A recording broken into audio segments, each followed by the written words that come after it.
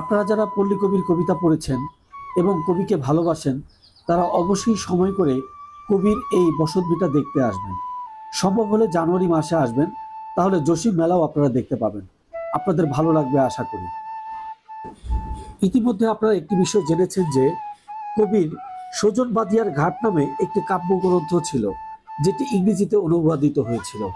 সেই সজন বাদিয়ার ঘাটটি এখন আপনাদেরকে আমি দেখাবো। সজন বাদিয়ার ঘাট, ঘাটটি আধুনিক ইট দিয়ে সান বাঁধানো, যথারীতি সেই কুমার নদ।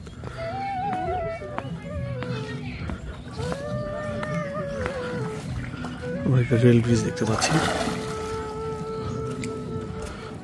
পানিতে টলমল করছে। এটাই সেই সজন বাদিয়ার ঘাট।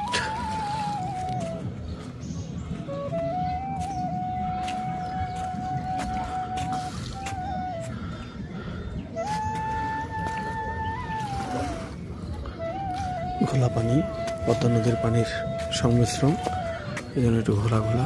Ambikapur rail station. এই রেল স্টেশনটি চলে গেছে, এই সামনে যে ব্রিজটি দেখা যাচ্ছে এটি সজন বাদিয়ার ঘাট।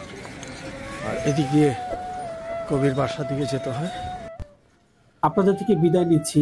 সবাই ভালো থাকবেন, আমার জন্য দোয়া করবেন। আসসালামু আলাইকুম।